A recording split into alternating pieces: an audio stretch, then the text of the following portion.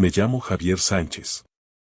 Tengo 36 años y, aunque me empeñe en decir que soy escritor, a veces siento que solo soy un náufrago en un piso de 50 metros cuadrados.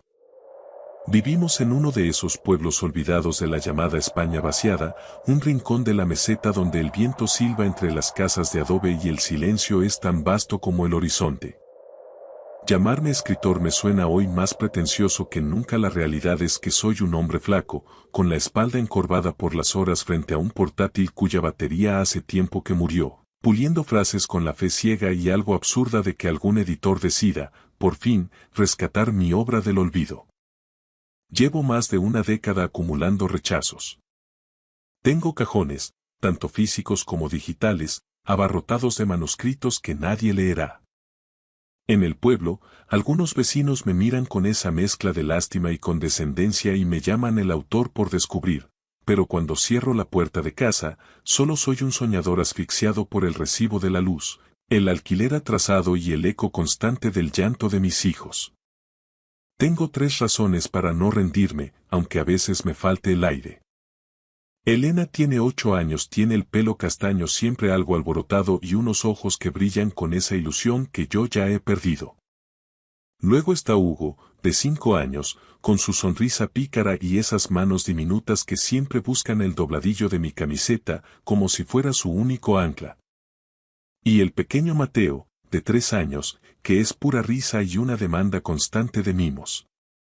Ellos son mi universo, pero también son una carga emocional y económica que jamás imaginé que tendría que soportar en absoluta soledad. Clara, su madre, se marchó hace ya 2 años. Sus últimas palabras todavía me queman. Dijo que yo era demasiado pobre, que no sabía mantener a una familia y que mi fracaso como escritor la estaba hundiendo a ella también. Recuerdo con una claridad dolorosa aquella tarde de domingo. La vi hacer las maletas mientras yo sostenía a Mateo, que apenas daba sus primeros pasos. No la culpo del todo, o al menos eso intento decirme para no volverme loco. Quizás solo buscaba una vida más luminosa, lejos de las facturas sin pagar y de este frío que se cuela por las rendijas de las ventanas. Pero nada borra el trauma de aquella noche de invierno, cuando me quedé solo en el portal, con Elena tirándome de la manga preguntando cuándo volvía mamá y Hugo llorando sin entender por qué la maleta de su madre ya no estaba en el armario. Desde entonces, mi vida es un ejercicio de malabarismos. Soy padre, madre, cocinero de menús de supervivencia y redactor de contenidos para cualquier portal de internet que pague a céntimo la palabra. Nuestro piso, con sus paredes amarillentas por la humedad y sus 2 habitaciones escasas, es nuestro refugio de guerra. Cada mañana me levanto antes de que el sol asome por el páramo. Preparo un café rápido, tuesto un par de rebanadas de pan de molde y despierto a la tropa. Los visto a contrarreloj y salimos pitando para dejarlos en la guardería y en el colegio público del pueblo. Cuando vuelvo al silencio del piso, abro el portátil. Sé que la literatura no pone un plato de lentejas en la mesa, así que me convierto en un copiúriter a sueldo. Escribo anuncios sobre seguros de coche, edito textos de blogs de estilo de vida e incluso traduzco informes médicos con la ayuda de diccionarios técnicos. De día, alquilo mi pluma al mejor postor. De noche, intento ser el autor que siempre soñé. Y entre medias, el caos de la crianza. Coser el chándal de Hugo, consolar a Elena cuando se siente sola y leerles el mismo cuento cada noche para que el mundo parezca un lugar seguro antes de dormir. Mi familia de origen es otra herida abierta. Mis padres viven en su burbuja de la Costa del Sol, en un ático frente al Mediterráneo donde la luz lo inunda todo a través de grandes ventanales. Llaman por Navidad o en algún cumpleaños, más por compromiso que por afecto, para recordarme que debería haber estudiado ingeniería o ADE. No han pisado este pueblo desde que Clara se fue. Siempre que les pido ayuda, siempre que insinúo si podrían quedarse con los nietos un puente, surge la misma retahíla de excusas. Un crucero por las islas, un torneo de golf en Marbella o una cena ineludible. Para ellos, solo soy el hijo que no supo ganar dinero, un fracasado que se aferra a un hilo de esperanza que ellos cortaron hace tiempo. pero mientras miro a mis 3 hijos dormir, sé que ese hilo es lo único que nos mantiene a flote. Cada vez que miro a mis 3 hijos dormir profundamente en esas literas que chirrían al menor movimiento, siento un nudo en el pecho que apenas me deja tragar. A veces, el silencio de la noche se vuelve un juez implacable y me torturo pensando. Si pudiera darles más. Sueño con una casa con jardín donde no huela a humedad, con cenas que no dependan de las ofertas de última hora del súper y con esos viajes a parques temáticos que ellos solo conocen por los anuncios de la tele. Pero la realidad es una rueda de hámster. Seguir adelante, minuto a minuto, tachando horas en el calendario mientras intento que mis abrazos nocturnos les sirvan de escudo contra la precariedad. Sé que vivo al límite del agotamiento total, en esa cuerda floja donde un simple imprevisto puede mandarlo todo al traste. Hay noches en las que, tras cerrar sus puertas y quedarme a solas con la luz azul de la pantalla, las lágrimas caen sin permiso. No lloro por la ficción que intento crear, sino por la abrumadora sensación de impotencia al ver que, por mucho que me deje la piel, nunca parezco ser lo suficientemente bueno, ni ganar lo suficiente para que dejen de ser los niños de los zapatos gastados. Pero siempre acabo secándome los ojos con la manga de la sudadera. No puedo permitirme el lujo de quebrarme frente a ellos. Elena, Hugo y Mateo necesitan creer que su padre es una roca, aunque por dentro sea pura arena. Sin embargo, el destino no entiende de treguas y decidió ponernos a prueba una mañana gélida de enero. Elena se despertó con una tos ronca y violenta que parecía rasgarle el pecho. Al principio, intenté convencerme de que sería el típico virus estacional que circula por el colegio. Pero al mediodía, la situación se torció. Elena ardía en fiebre, sus labios estaban blanquecinos y agrietados, y tenía una palidez cerúlea que me heló la sangre. Estaba acurrucada, hecha un ovillo, mirándome con unos ojos tan cansados que parecían haber envejecido 10 años en una mañana.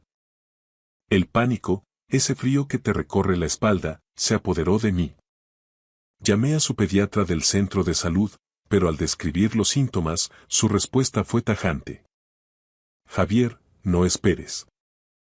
Llévala a urgencias del hospital ahora mismo. Preparé una mochila a contrarreloj. Una muda, una botella de agua y el frasco de apiretal. Hugo y Mateo, asustados por mi nerviosismo, se agarraban a mis piernas como náufragos. ¿Qué le pasa a Elena, papá? Se va a morir. Se me rompió el alma al no tener respuesta. Solo pude ordenarles que se pusieran los abrigos mientras cargaba a Elena en brazos y salíamos hacia el coche viejo, que tardó una eternidad en arrancar. El hospital comarcal está a apenas 10 minutos, pero aquel trayecto fue un túnel infinito. Conducía con la tensión grabada en los hombros mientras con la mano derecha apretaba la manita fría de mi hija. Por el retrovisor, veía a los pequeños en sus sillas, en un silencio sepulcral, con los ojos muy abiertos por el desconcierto. Todo va a salir bien, cariño, ya casi llegamos, susurraba yo, aunque en realidad esas palabras eran el último clavo al que yo mismo intentaba agarrarme. Al llegar, el triaje fue rápido. Al ver el estado de Elena, los médicos se la llevaron hacia el área de observación pediátrica casi de inmediato. Me quedé en la sala de espera, estrujando las manos de Hugo y Mateo, con el pulso desbocado. Una enfermera se acercó para pedirme el historial y yo balbuceé datos, fechas y alergias, sintiendo que el oxígeno no llegaba a mis pulmones. Tras 2 horas que parecieron siglos, el médico salió con un semblante de una gravedad insoportable. Me explicó que Elena presentaba una anemia severa y unos niveles de plaquetas alarmantes. Sospechaban de un trastorno hematológico grave. Mencionó la palabra leucemia y el mundo se detuvo. Cáncer. Esa palabra retumbó en mi cabeza como un mazazo en mitad de la noche. Con los dedos temblorosos, marqué el número de Clara. Elena está ingresada. Es grave, dicen que puede ser leucemia. Necesito que vengas, no puedo gestionar a los niños y estar con ella a la vez, le supliqué, tragándome el orgullo. Su respuesta fue un dardo de hielo. Javier, ya sabes que estoy en otra etapa. No puedo dejar mi trabajo y mi vida aquí para volver a ese pueblo. Tendrás que apañártelas tú solo, como siempre. El pitido de la llamada cortada fue como el sonido de una sentencia. Desesperado, llamé a mis padres a la Costa del Sol. Esperaba que, ante la gravedad, el instinto de abuelos venciera a su egoísmo. Pero su respuesta fue más de lo mismo. Estaban a mitad de un viaje por Europa y no pensaban interrumpirlo por lo que ellos llamaban un susto que seguro se pasa en unos días. Me quedé allí, en mitad del pasillo aséptico del hospital, agarrándome la cabeza para no desmoronarme. Elena estaba en una cama rodeada de máquinas, y Hugo y Mateo seguían pegados a mis rodillas, esperando que yo hiciera algo. Estaba solo. No tenía a nadie en el mundo, salvo a 3 niños que dependían de un hombre que sentía que se estaba hundiendo. Llevé a Hugo y Mateo a una pequeña sala de espera anexa a la zona de oncología pediátrica. Allí, entre un par de cuentos deshojados y unos juguetes de plástico que habían visto tiempos mejores, intenté que el tiempo no les pesara tanto. Me desplomé en una de esas sillas de plástico rígido, de un azul aséptico, con el portátil sobre las rodillas.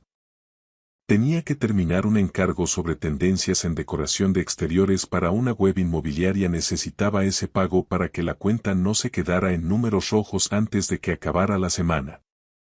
Pero las palabras se emborronaban. Mi mente era un nudo de cables sueltos. Cada vez que una enfermera salía del box de Elena con el rostro inexpresivo, sentía que el corazón se me detenía un instante, como si el monitor de mi propia vida dependiera de sus pasos. Esa tarde, Elena abrió los ojos. Me miró con una fragilidad que me desgarró por dentro. Papá, estoy muy cansada, me pesan mucho las manos, susurró con un hilo de voz. Me senté al borde de la cama, le tomé su mano pequeña, ahora sembrada de vías y esparadrapo, y traté de que mi voz no temblara. Lo sé, amor mío. Lo estás haciendo de maravilla. Eres una campeona y papá no se va a mover de aquí. Hugo y Mateo se acercaron con sigilo, como si tuvieran miedo de romper el aire, y acabaron vencidos por el sueño en las sillas de la habitación. Les eché mi chaqueta por encima, intentando protegerlos del frío aire acondicionado del hospital, y me quedé allí, velando el sueño de los 3. Esa noche no pegué ojo. Me dediqué a descifrar las luces de los monitores y el zumbido rítmico de la bomba de infusión, sintiendo cómo la soledad se me filtraba en los huesos como una humedad persistente. Al amanecer, el hematólogo confirmó mis peores miedos. Elena necesitaba un ingreso prolongado. El tratamiento iba a ser agresivo y las pruebas constantes. Se me vino el mundo encima. ¿Cómo iba a gestionar aquello? No podía dejar a Hugo y Mateo solos en el piso del pueblo, a kilómetros de distancia, ni podía dejar a Elena sola en aquel entorno hostil de batas blancas. Tras mucho insistir y casi suplicar a la trabajadora social y al equipo de enfermería, invocando mi situación de padre soltero sin red de apoyo, lograron hacernos un hueco. Los 4, bueno, los 3 que aún seguíamos en pie, nos hacinamos en aquella habitación bañada por la luz cruda de los fluorescentes. Nuestra dieta se redujo a la supervivencia. Bocadillos de tortilla fría del bar del hospital, zumos de brick de la máquina expendedora y cafés aguados que sabían a cartón. Hugo y Mateo, con esa capacidad de adaptación casi cruel de los niños, jugaban con sus cochecitos por el suelo de linóleo mientras yo alternaba los cuidados de Elena con la vigilancia de los pequeños. Tenía el terror constante de que alguno se cayera o molestara en el pasillo. Esos días se estiraron como chicle, convirtiéndose en una masa informe de cansancio y desinfección. Estaba al límite, pero el motor de la necesidad no me permitía parar. Cada mañana, el cuerpo me gritaba por las horas dormido en una postura imposible en la silla.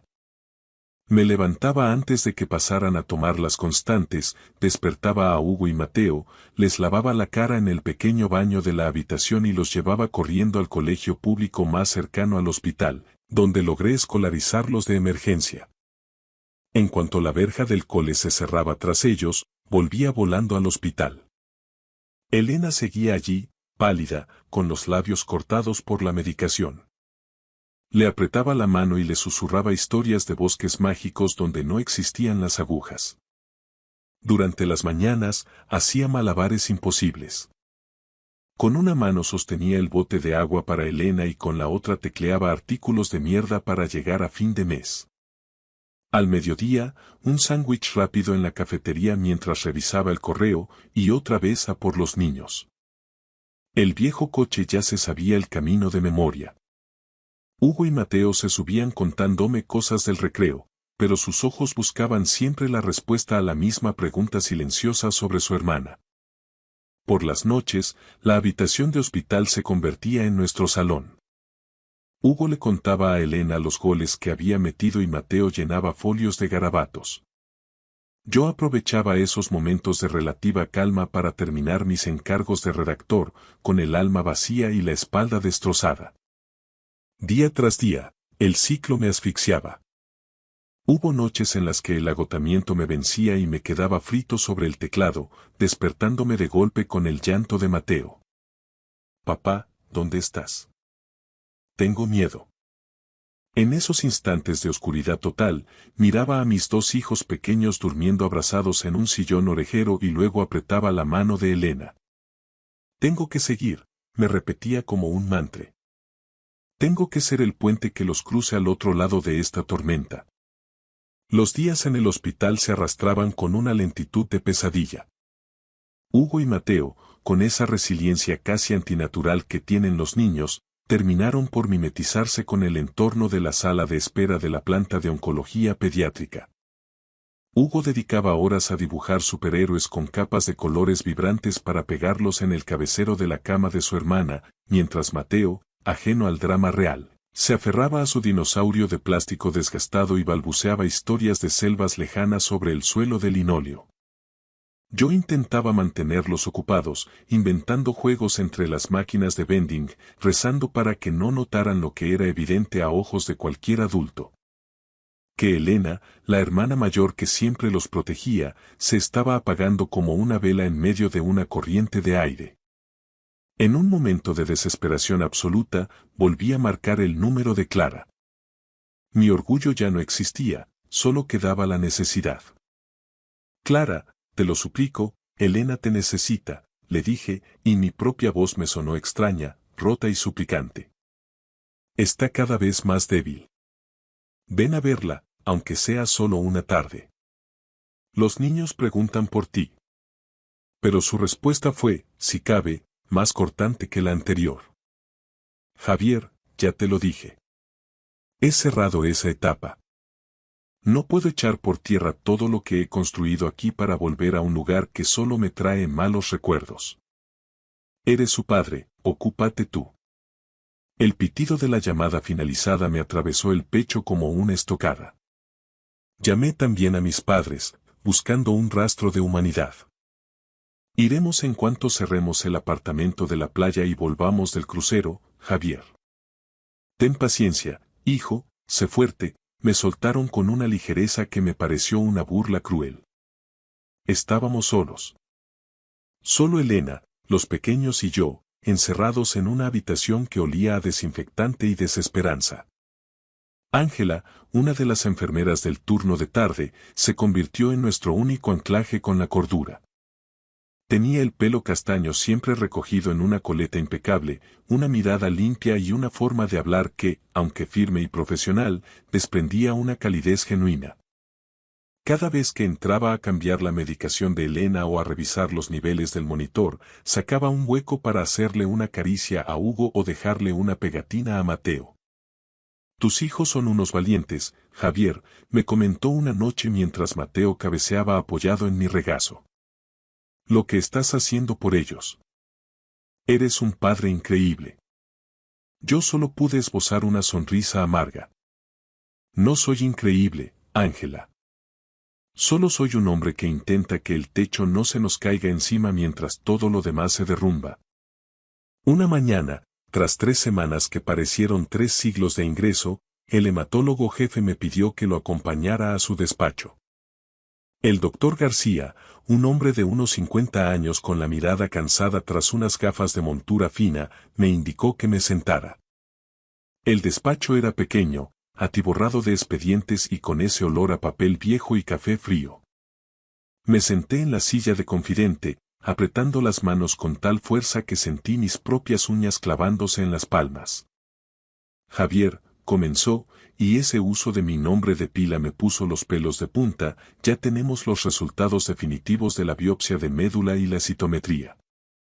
Elena tiene leucemia mieloide aguda, lo que llamamos un ALMA. La palabra cáncer no se pronunció, pero explotó en mi cabeza con la fuerza de una granada. Sentí que la sangre se me retiraba de la cara, dejándome frío, vacío. ¿Cómo de grave es, doctor? Sea claro, por favor, pedí con un hilo de voz. El doctor García suspiró, quitándose las gafas y frotándose el puente de la nariz. Es un tipo de leucemia muy agresiva, Javier. El pronóstico en pediatría es complejo y el tratamiento será durísimo. Empezaremos con los ciclos de quimioterapia de forma inmediata, pero tengo que ser honesto contigo. La tasa de supervivencia no es tan alta como nos gustaría. Necesito que seas muy fuerte de aquí en adelante. No recuerdo cómo logré levantarme de aquella silla ni cómo crucé el pasillo. Solo sé que terminé apoyado contra la pared fría, cerca de las máquinas de café, llevándome las manos a la cabeza para contener un grito que me desgarraba la garganta. Elena, mi niña de 8 años, la que soñaba con ser veterinaria y volar sobre dragones, estaba librando una batalla a muerte contra un enemigo invisible que yo apenas alcanzaba a comprender. Quería romper los cristales, gritarle a Clara su egoísmo, maldecir la indiferencia de mis padres. Pero no podía. Tenía que tragarme el veneno, lavarme la cara en el baño del hospital, entrar en aquella habitación con mi mejor sonrisa y decirle a mi hija que papá estaba allí, y que mientras él estuviera allí, nada malo podría pasarle. Las semanas siguientes se convirtieron en un torbellino borroso de agonía y olor a hospital. Elena comenzó los ciclos de quimioterapia y cada vez que la veía en aquella cama articulada, perdiendo su precioso pelo castaño y con la piel volviéndose traslúcida, sentía que se me arrancaba un pedazo de alma. Ella, con una valentía que me avergonzaba, intentaba hablar, preguntaba por los dibujos de Hugo y la guardería de Mateo, y forzaba una sonrisa cuando le leía sus cuentos de hadas favoritos. Pero yo veía cómo la luz de sus ojos se batía en retirada, como una vela vacilando bajo un vendaval que no podíamos detener. Hugo y Mateo, a pesar de su corta edad, intuían que el aire de la habitación se había vuelto más pesado. Hugo dejó de dibujar superhéroes con capa, ahora pintaba a una niña pequeña en una cama inmensa, rodeada de flores amarillas. Mateo, con la inocencia que a veces duele más que un golpe, seguía preguntando: ¿cuándo vendrá Elena a jugar al escondite conmigo, papá? Ángela, la enfermera, estuvo ahí para nosotros mucho más allá de lo que dictaba su turno de trabajo. Se convirtió en nuestra sombra protectora, ofreciéndonos consuelo en los silencios más que en las palabras. Una tarde, mientras yo vigilaba el sueño inquieto de Elena, Ángela me trajo un café caliente en un vaso de cartón. Tienes que bajar un momento a que te dé el aire, Javier, me dijo con esa voz suave pero que no admitía réplicas. Sé que quieres ser su roca, pero incluso las rocas se erosionan. Eres humano, no te olvides. La miré queriendo darle las gracias, pero el nudo en mi garganta era ya un muro infranqueable. Una noche, mientras los pequeños dormían apretujados en el sillón, Ángela se sentó un momento conmigo en el pasillo. Me preguntó si quería hablar y, como si se rompiera una presa que llevaba años conteniendo el agua, empecé a soltarlo todo. La huida cobarde de Clara, el desprecio de mis padres, el terror visceral a perder a Elena y la duda constante de si sería capaz de criar a los otros dos sin desmoronarme por el camino. Ángela escuchó sin interrumpir, manteniendo su mano firme sobre mi hombro. Yo perdí a mi hermano mayor por una enfermedad similar, me confesó con la mirada perdida en el suelo de linóleo. Conozco esa impotencia de querer cambiar tu vida por la suya. Pero no estás solo en este pasillo, Javier. Elena, Hugo y Mateo te necesitan más que nunca, y ellos son tu verdadera obra maestra. Sus palabras fueron como un bálsamo, una brisa fresca en mitad de un incendio. Sin embargo, el destino no escucha razones. Una semana después, el estado de Elena dio un vuelco irreversible. La quimioterapia no estaba dando los resultados esperados, las células malignas eran demasiado rápidas, demasiado voraces. Elena empezó a tener fiebres altísimas que no remitían ni un dolor óseo que la hacía gemir entre sueños. Yo me pasaba las noches en vela, sosteniendo su mano huesuda y cantándole las nanas que le cantaba cuando era un bebé en aquel piso de madera crujiente, aunque mi voz se quebraba en cada estrofa. Papá, estoy muy cansada, susurró una noche, sin apenas abrir los párpados. Quiero irme a casa, a mi cama con las sábanas de estrellas. Me incliné sobre ella y le besé la frente empapada en sudor, dejando que mis lágrimas se perdieran en su almohada. Te llevaré a casa, princesa. Te lo prometo por lo que más quieras. Fue una promesa que el universo me impidió cumplir. Unos días más tarde, en la hora más silenciosa de la madrugada, Elena falleció. Le estaba leyendo la historia de una princesa que lograba domesticar a un dragón cuando la alarma del monitor empezó a pitar con un sonido frenético y metálico que odiaré el resto de mi vida. Las enfermeras entraron de inmediato, llegó el doctor García con el equipo de reanimación, pero yo ya lo sabía. Lo supe por el silencio repentino en el pecho de mi hija. Supe en ese instante que Elena se había ido. La sostuve en mis brazos mientras los médicos se apartaban con respeto. Su cuerpecito ya no pesaba nada, el calor se le escapaba entre mis dedos. Elena, no te vayas, susurré con la voz rota, pegando mi frente a la suya. Por favor, no dejes solo a papá. Pero el silencio fue su única respuesta. El mundo se colapsó bajo mis pies. No sé cuánto tiempo estuve allí, roto, llorando sobre su pecho inmóvil. Hugo y Mateo se despertaron en medio del caos de médicos y luces y corrieron a abrazarme, asustados. Hugo sollozaba.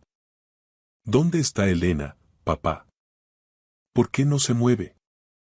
Mateo me sujetaba la mano con fuerza y susurraba. No llores, papá, yo te cuido. Pero yo no podía parar de temblar.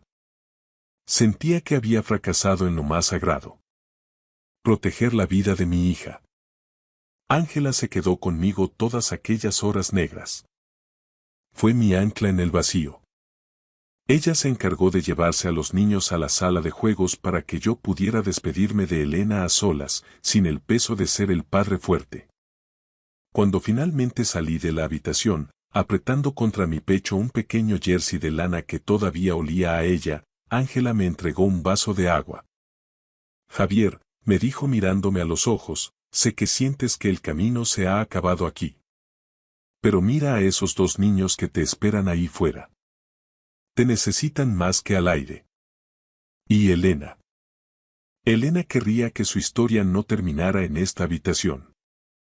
No pude responder, pero en el fondo de mi dolor, supe que tenía razón. Me sequé las lágrimas con un gesto brusco, respiré el aire aséptico del hospital una última vez y fui a recoger a mis hijos. Estaremos bien, dije en voz alta, aunque en ese momento mi alma fuera un campo de cenizas. Los días que siguieron al entierro fueron un vacío oscuro, una sucesión de horas desdibujadas donde el tiempo parecía haberse detenido. Organicé el funeral de Elena en la pequeña parroquia del pueblo, una ceremonia sobria y desgarradora bajo un cielo de plomo. Solo estábamos Hugo, Mateo, yo y un puñado de vecinos que, con ese respeto silencioso de los pueblos, se acercaron a darnos el pésame. Clara no apareció, se limitó a enviar un mensaje de WhatsApp. Lo siento mucho, Javier.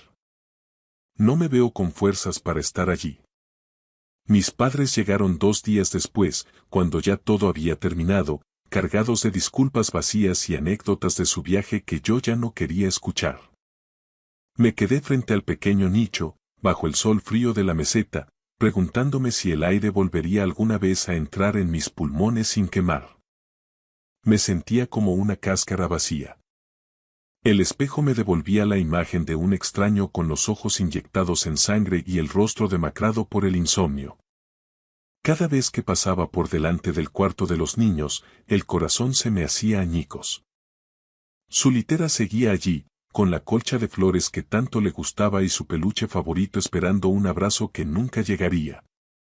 Hugo y Mateo eran los únicos hilos que me impedían hundirme en la oscuridad absoluta, aunque confieso que hubo momentos de una debilidad aterradora. Una noche, con los niños ya dormidos, me quedé mirando una caja de somníferos sobre la mesilla. Me invadió una tentación perversa. Imaginar que todo se desvanecía, que el dolor se apagaba de golpe. Pero justo cuando mis dedos rozaron el cartón, oí a Mateo murmurar papá entre sueños desde la otra habitación y recordé la mirada de Hugo, que ahora me observaba siempre como buscando una señal de que yo no también me iba a marchar. No podía hacerlo. Tiré la caja al fondo del cubo de la basura y me derrumbé en el suelo de la cocina, llorando desconsoladamente. Tienes que vivir por ellos, Javier, me repetía hasta que se me agotó la voz. Tienes que ser su balsa. Nuestro piso se sumió en un silencio sepulcral, solo roto por el ruido de la televisión o los turnos de comida. Hugo se volvió un niño excesivamente callado, dejó de dibujar sus superhéroes y se pasaba las tardes pintando flores, una tras otra, intentando imitar las de la colcha de Elena. Es para que Elena las vea desde arriba, papá, para que sepa que no nos olvidamos, decía en un susurro que me partía el alma. Mateo, al ser tan pequeño, no terminaba de procesar la permanencia de la muerte. Se acurrucaba en mi regazo con su dinosaurio y preguntaba: ¿cuándo vuelve Elena de la excursión del hospital? Yo le besaba la frente y, tragándome las lágrimas, le decía que ahora Elena era una estrella que nos cuidaba por las noches. Intentaba que la rutina nos salvara. Llevarlos al colegio, preparar la cena, leerles el cuento de antes de dormir. Pero cada gesto pesaba como si cargara con piedras. Seguía redactando artículos mediocres sobre cómo ahorrar en la cesta de la compra para sobrevivir, pero cuando abría el archivo de mi novela, desde las cenizas, me quedaba paralizado. El cursor parpadeaba como un reproche. ¿Cómo podía escribir sobre el sentido de la existencia cuando sentía que el centro de mi universo se había volatilizado? Fue Ángela quien, una vez más, echó un cable a mi naufragio. Una tarde de sábado apareció en casa sin avisar, con una caja de galletas recién horneadas y un par de libros para los niños. Hugo y Mateo se iluminaron al verla por primera vez en semanas, el salón no parecía un mausoleo. Se sentó en la alfombra a jugar con ellos y, después, cuando los pequeños se distrajeron, me miró con esa lucidez que solo tienen quienes han cruzado el desierto.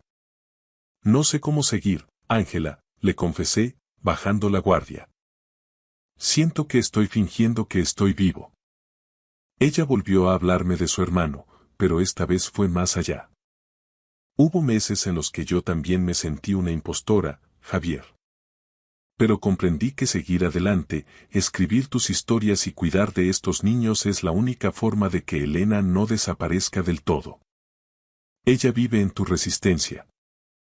Sus palabras no borraron el dolor, pero me dieron permiso para sentirlo sin que me asfixiara. Esa misma noche, tras acostar a los niños, abrí el manuscrito. Y, de repente, la presa cedió. Las palabras empezaron a brotar con una violencia y una verdad que nunca antes había experimentado. Escribí sobre Elena, sobre su risa que llenaba los pasillos y sobre cómo me apretaba la mano en aquellas noches de hospital. Escribí sobre la traición de Clara, sobre la frialdad de cristal de mis padres y sobre la soledad de un padre que se siente un fraude pero sigue cocinando el desayuno cada mañana. Escribí sobre ser un náufrago que, en lugar de rendirse, decide construir un barco con los restos del naufragio. Escribía en el silencio de la madrugada, mientras el ritmo de la respiración de Hugo y Mateo me marcaba el compás. Cada página era un grito, una forma de mantener el fuego encendido y de mirar, por fin, a mi propio dolor a los ojos. Ángela se convirtió en nuestra ancla, en ese puerto seguro donde amarrar cuando las tormentas del duelo arreciaban. Venía a menudo a casa, a veces con libros nuevos para los niños o simplemente para compartir un silencio que ya no resultaba incómodo. Cuando, con cierto pudor, le hablé de las nuevas páginas que estaba escribiendo, su reacción fue inmediata. Tienes que terminarlo, Javier. Tienes que vaciarte en ese papel. Siento que lo que tienes ahí va a llegar a mucha gente. Yo solía reír con una amargura que todavía me quemaba la garganta. No son más que los desvaríos de un padre soltero y fracasado, Ángela. A nadie le interesa la pena de un tipo corriente. Pero ella me tomó la mano con una firmeza que me obligó a mirarla. Te equivocas. Es la historia de un hombre que no se rindió cuando el mundo le pasó por encima. Y eso, Javier, merece ser contado. Sus palabras fueron la chispa que necesitaba para dejar de escribir por inercia y empezar a escribir por necesidad. Pasé meses volcándome en el libro, reviviendo cada noche de hospital, la mirada translúcida de Elena y la obsesión de Hugo por pintar flores amarillas para su hermana. Escribí sobre la soledad absoluta de los pasillos de urgencias y sobre aquellas noches en las que estuve a punto de tirar la toalla, pero también sobre los pequeños salvavidas. La risa espontánea de Mateo o la luz suave que Ángela traía consigo cada vez que cruzaba el umbral de nuestra puerta. La vida seguía siendo un campo de batalla. El casero me enviaba recordatorios cada vez más agresivos por los retrasos en el alquiler y las facturas se amontonaban en la entrada, pero el manuscrito de Desde las cenizas se convirtió en mi trinchera. Poco a poco, el ambiente en el piso empezó a cambiar. Hugo volvió a sus lápices de colores y a sus superhéroes, aunque ahora siempre les dibujaba una pequeña flor en el pecho, como un emblema de poder secreto. Mateo me arrastraba de nuevo a sus guerras de dinosaurios y a construir castillos con los cojines del sofá. Una tarde, Ángela apareció con una tarta para celebrar, simplemente, un día bueno. Mientras los niños soplaban las velas con los ojos brillantes, sentí una gratitud inmensa. Comprendí que ella era mucho más que una enfermera compasiva, era la persona que me entendía sin necesidad de explicaciones. No intentaba arreglar mi vida ni sustituir el vacío de Elena, simplemente estaba allí, como un farol en una carretera oscura. Y yo, a pesar de las cicatrices, empecé a permitirme sentir algo parecido a la esperanza. 6 meses después de la partida de Elena, puse el punto final al manuscrito. Lo envié a varias editoriales de Madrid, aunque mi fe era casi nula tras años de silencios y cartas de rechazo automáticas. Pero una mañana de octubre, mientras estaba en la cocina recalentando un café aguado y Hugo y Mateo se peleaban por la última galleta del paquete, el móvil vibró con un correo nuevo. El asunto decía: propuesta de edición. Desde las cenizas. Me temblaron tanto las manos que estuve a punto de tirar la taza. Nos ha conmovido profundamente la honestidad de su relato. Creemos que este libro tiene la capacidad de conectar con el corazón de miles de lectores, decía el mensaje. No podía dar crédito después de una década de invisibilidad, alguien veía el valor de las palabras que yo había escrito empapado en lágrimas. Empecé a trabajar con una editora llamada Sara, una mujer de voz pausada que me ayudó a pulir el texto respetando su crudeza original. Esta no es solo tu historia, Javier, me repetía en cada llamada. Es el mapa de cualquiera que haya perdido el norte y haya decidido seguir caminando a oscuras. Desde la ceniza salió a la venta un martes lluvioso. Yo solo aspiraba a vender los ejemplares suficientes para liquidar mis deudas y mudarnos a un sitio mejor, pero el libro se convirtió en un fenómeno imparable, en una marea que nos arrastró a todos. Un suplemento cultural lo calificó como una carta de amor desgarradora a la paternidad y a los corazones rotos. La historia se hizo viral en redes sociales y, en apenas 2 semanas, ya estaba en la lista de los más vendidos de las principales librerías. Empecé a recibir mensajes de todas partes del país.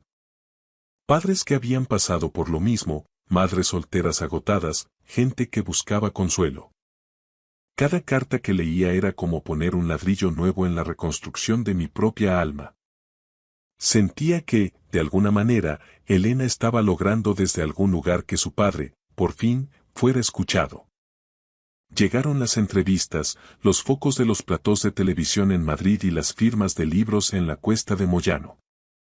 Bajo la luz artificial de las cámaras, yo contaba una y otra vez la historia de Elena, Hugo y Mateo. Cuando un periodista me preguntó qué me había empujado a seguir escribiendo en mitad del naufragio, respondí pensando en el brillo que Elena tenía antes de enfermar. Mis hijos. Elena me enseñó lo que es el amor incondicional. Hugo y Mateo me enseñaron que, a pesar de todo, hay que seguir respirando. Escribí para cumplirles la promesa de que su padre no se rendiría jamás. Pasé de ser un autor invisible a un hombre reconocido, dando charlas en bibliotecas de barrio, talleres de duelo y grandes eventos literarios. Cada vez que subía a un escenario, sentía una brisa cálida en la nuca. Estaba seguro de que era Elena sonriéndome desde algún lugar, orgullosa de ver que su padre ya no caminaba encorvado. Los beneficios del libro empezaron a llegar a la cuenta corriente. No era una fortuna inmensa, pero para nosotros lo cambió todo. Pagué el alquiler atrasado con intereses, llenamos la despensa con productos frescos y, por primera vez en años, dejé de sudar frío cada vez que llegaba el sobre de la compañía eléctrica. Decidí que era hora de dejar atrás aquel piso asfixiante que guardaba el eco de la ausencia de Elena en cada esquina. Encontré una casita a las afueras, con un pequeño jardín y mucha luz natural. El día de la mudanza, Hugo corría de habitación en habitación gritando que por fin tendría un escritorio para sus dibujos, y Mateo saltaba sobre el césped con su dinosaurio de plástico.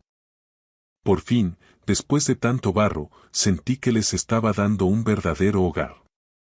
Sin embargo, el dolor por Elena nunca se marchó del todo. Simplemente aprendí a vivir con él, como quien vive con una vieja cicatriz que duele cuando cambia el tiempo. Algunas noches seguía llorando, no por debilidad, sino por pura humanidad. Ángela siguió siendo nuestra constante, nuestra brújula. Venía a la casa nueva cargada de macetas para el jardín y los niños la recibían como si fuera una heroína de sus cómics. De hecho, Hugo la rebautizó como Super Ángela. Al verla reír con ellos, comprendí que Ángela no era solo la enfermera que nos cuidó en el hospital, era la mujer que me había devuelto la fe en que la vida todavía tenía algo bueno que ofrecerme. Una tarde, sentados en el porche mientras el sol se ponía tras la sierra, me tomó la mano. Has hecho algo increíble, Javier. Y no lo digo por el éxito del libro, sino porque no permitiste que el dolor te convirtiera en piedra. Empecé a asistir a un grupo de apoyo para padres que habían pasado por la pérdida de un hijo. Al principio me sentía un intruso, pero al escuchar sus relatos comprendí que mi soledad era compartida. Hablé de Elena y de su dragón imaginario. Una mujer mayor, que había perdido a su hija hacía décadas, me apretó la mano. Eres un padre valiente, Javier. Ella vive en cada palabra que escribes. Inspirado por ellos, planté un rosal en el centro del jardín, de esas rosas rojas que tanto le gustaban a Elena. Hugo y Mateo me ayudaron a cavar la tierra. Ahora, cada vez que las flores brotan, siento que Elena sigue enviándonos señales de vida. Nuestra rutina no era perfecta, pero era real. Un domingo, Hugo me trajo un dibujo que me dejó sin habla. Aparecíamos Mateo y yo de la mano, y entre nosotros, una niña con alas que nos rodeaba con un abrazo de luz sobre una nube. Es Elena, me explicó con una madurez que me asustó. Yo creo que ahora es feliz porque ya no le duele nada.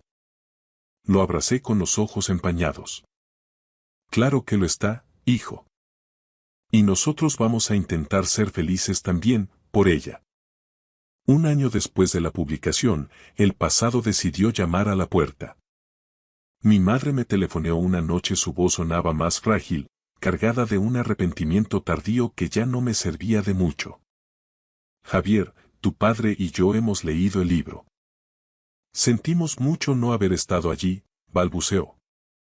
Escuché sus disculpas, pero sentí una distancia insalvable. Recordé cuando le supliqué ayuda mientras Elena agonizaba y ellos prefirieron no interrumpir su crucero. Gracias por llamar, respondí con una calma gélida, pero mis hijos necesitan a gente que esté cuando las cosas se ponen feas, no cuando sale en la tele. Podréis ver a los niños en visitas cortas, pero no esperéis que las cosas vuelvan a ser como antes. Colgué sabiendo que mi prioridad era proteger la paz que tanto nos había costado construir. La sorpresa más amarga fue Clara.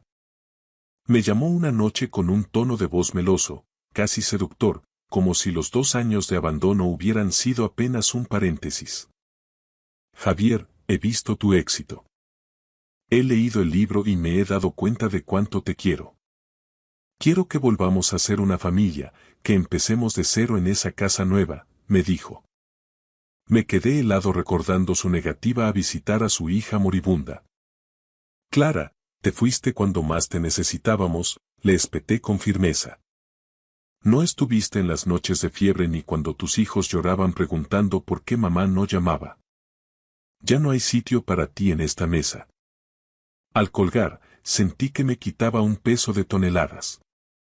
No sentía odio, solo una indiferencia sanadora. Mientras otros intentaban subirse al carro de nuestra nueva vida, Ángela se quedó de forma silenciosa y leal. Nuestra relación floreció en los detalles. En los cafés compartidos, en las miradas de complicidad sobre las cabezas de los niños. Una noche, bajo las estrellas del porche, le confesé.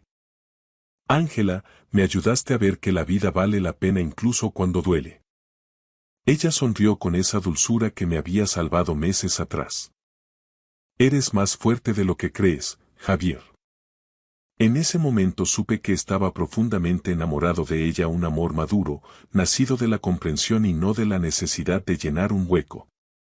Ella no venía a sustituir a nadie, venía a traer su propia luz. Hugo y Mateo crecen sanos y fuertes. Hugo me pregunta a veces si Elena lo ve cuando marca un gol en el recreo, y yo le aseguro que ella es su espectadora más fiel. Mateo, con sus 4 años, inventa historias de Elena volando entre las nubes en un dragón de colores. Ángela ya es parte de nosotros.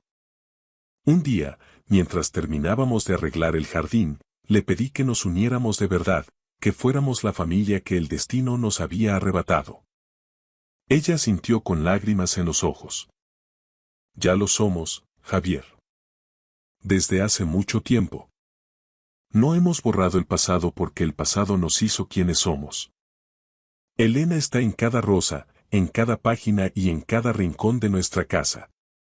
He aprendido a convertir el dolor en el motor de mi viaje y sigo escribiendo para aquellos que necesitan saber que se puede salir del pozo. Una mañana, mientras veía a Hugo y Mateo correr bajo el sol de primavera con Ángela a mi lado, sentí una paz absoluta. Nuestra vida no es perfecta, pero es nuestra. Una familia nueva levantada desde las cenizas con amor y, sobre todo, con esperanza.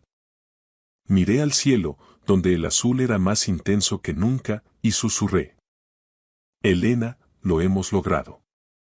¿Estás orgullosa de nosotros? En ese instante, una brisa suave acarició mi rostro, como si ella, desde su nube, me estuviera devolviendo el beso que no pude darle aquel último día. Gracias por escuchar mi historia hasta el final. Si resonó contigo, dale like, escribe en los comentarios qué fue lo que más te tocó y no olvides decir de dónde eres. Suscríbete al canal, vienen muchas más historias.